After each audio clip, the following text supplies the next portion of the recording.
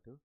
Kita lanjut di bagian ketiga, yaitu kita membahas mengenai sintaks order by.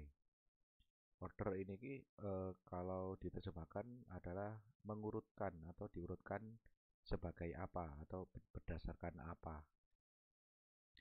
Nah, pada slide ini akan dipelajari klausa order by, kemudian order by dalam sintaks select.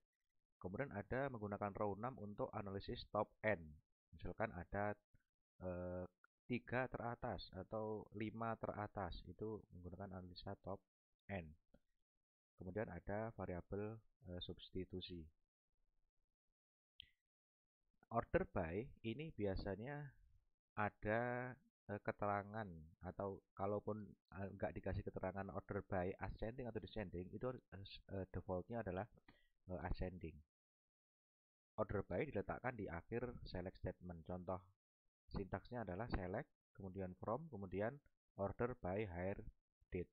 Berarti nanti data ditampilkan itu berdasarkan urutan dari hire date secara ascending. Kemudian order by ini di berbagai macam format. Kalau tadi date atau tanggal, jadi ini ada berbagai macam pengurutan dari berbagai format. Misalkan formatnya numerik, ini nilai dari terendah ke tertinggi. Tanggal paling awal sampai paling akhir. Karakter dalam urutan abjad. Kemudian nilai kosong ditampilkan terakhir dalam ascending dan pertama dalam descending. Kemudian bisa juga di custom nulls, ya, menetapkan bahwa nilai nul harus dikembalikan sebelum nilai non null apapun kondisi ascending atau descendingnya. Dan demikian juga dengan null last, itu nilai nul harus ditaruh di paling bawah. Sorting atau pengurutan, ya, mengurutkan dalam urutan menurun atau descending, ya. Jadi ada order by select, kemudian ada from, kemudian order by hire date, descending. Kalau nggak ada descendingnya, itu defaultnya adalah ascending. Kemudian mengurutkan, yang kedua adalah mengurutkan berdasarkan alias kolom. Jadi select employee ID, last name, salary kali 12, spasi aliasnya apa? Namanya adalah NSAL atau annual salary.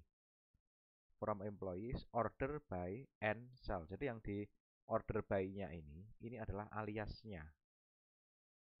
Jadi karena di sini salary kali 12 itu dikasih nama alias ansel, maka di sini order by-nya adalah order by alias ansel-nya ini.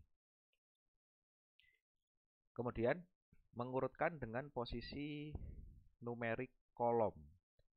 Maksudnya di sini ada select last name posisi 1, job ID posisi 2, department ID posisi ke-3, hire date posisi ke-4. Di sini ditampilkan order by-nya, order by 3, itu berarti order by department ID. Kemudian menyortir berdasarkan beberapa kolom. Jadi nggak hanya sekedar satu kolom saja yang diorder. Jadi di sini ada select last name, kemudian department ID dan salary dari tabel employees, order by department ID dan salary. Jadi nanti kolom department ID dan salary-nya itu diurutkan descending. Nanti Anda bisa silakan coba sendiri-sendiri bentuknya itu seperti apa. Jadi untuk sort by 2 kolom. Kemudian ada mengurutkan dalam urutan menurun atau descending. Jadi ada kata-kata descending gitu ya. Oh ya, dari sudah. Oke. Kemudian ada order of execution. Nah, dari dalam sintaks select ini ada urutan bagian mana atau sintak mana yang dieksekusi. Urutannya yang pertama adalah sintak from. Jadi tabel mana yang harus diseleksi. Yang kedua adalah where, batasan dari baris yang akan dikembalikan. Kemudian baru select kolom mana yang diminta. Kemudian yang terakhir sendiri adalah baru order by. Jadi urutannya pembacaan dari rangkaian sintak ketika ada from, ada where, ada select, ada order, itu urutannya seperti ini. Selanjutnya ada top end analysis. Ini digunakan untuk menentukan peringkat hasil. Jadi di sini misalkan contohnya adalah select row name as longest employed. Jadi ini alias dikasih nama nanti longest employed. Kemudian ada last name, ada hire date, from. Nah, di sini ada namanya subklausa. Jadi select yang di dalam itu dikasih dalam kurung. Jadi from select last name, hire date, from employees order by hire date, kemudian ditutup kurung, subklausanya diakhiri. Where row num itu kurang dari sama dengan 3. Nah, jadi untuk subquery ini adalah contoh langsung praktisnya. Jadi yang di dalam itu adalah nested query atau subquery-nya. Jadi diperhatikan select row num as longest employed, kemudian last name dan hire date. From-nya ini bukan nama tabel, tapi from dari tabel seleksi yang lain. Jadi select last name dan hire date from employees dari tabel employees. Jadi dia mau membuat row num atau memanggil row num itu formatnya seperti ini. Nanti akan muncul itu cuma 3 saja urutan ke paling atas. Ya, berdasarkan ya pengurutannya mau ascending atau descending. Jadi hasil yang ke atas saja, 3 teratas saja. Kemudian menggunakan substitution variable.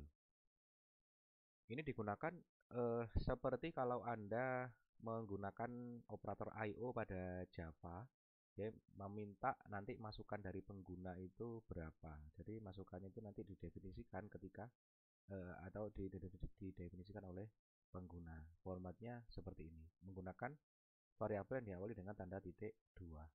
Nah, contohnya seperti ini. Jadi select, kemudian from, ada where, employee ID-nya sama dengan titik 2, nah, employee number. Nah, employee number ini adalah labelnya yang di sini. Nanti isiannya itu diisi. Syaratnya harus mengizinkan pop-up di browser. Jadi jangan diblok pop-up-nya.